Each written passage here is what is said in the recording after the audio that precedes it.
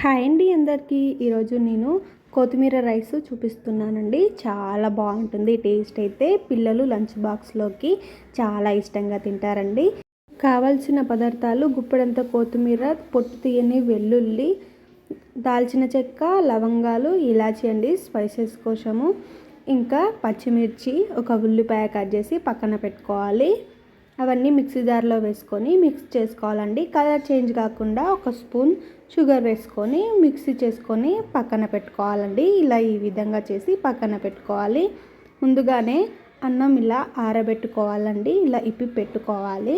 మిగిలిన రైస్తోనైనా చేసుకోవచ్చు, వేడివేడిగా రైస్తోనైనా చేసుకోవచ్చండి.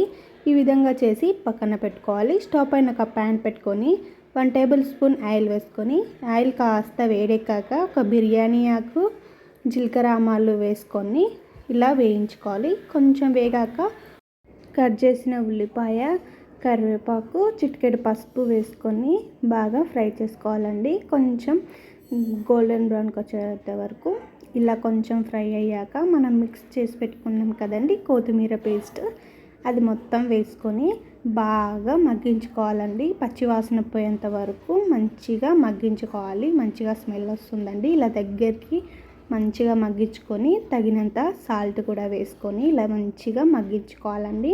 మంచిగా మగ్గిస్తేనే మనకి టేస్ట్ అనేది బాగుంటుంది. ఆల్రెడీ ప్రిపేర్ చేసి పెట్టుకున్న రైస్ కొంచెం కొంచెం వేసుకుంటూ ఇలా మంచిగా కలుపుకోవాలండి. ఈవెన్గా మొత్తం కలిసేటట్టు ఇలా మంచిగా కలుపుకోవాలి. లాస్ట్లో కొంచెం ధనియం పొడి వేసుకోవాలండి. 1 స్పూన్ ధనియం పొడి వేసుకొని కలుపుకుంటే టేస్ట్ అనేది ఇంకా బాగుంటుందండి. అంతేనండి, మనకైతే కొత్తిమీర రైస్ రెడీ అయిపోయింది. చాలా బాగుంటుందండి టేస్ట్ అయితే.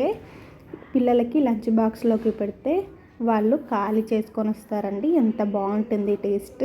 నార్మల్ రైస్ కంటే ఇలా చేసుకొని తినండి. చాలా అంటే చాలా బాగుంటుంది. ఒకసారి ట్రై చేయండి. ఈ వీడియో నచ్చితే like, share, subscribe. Thank you for watching.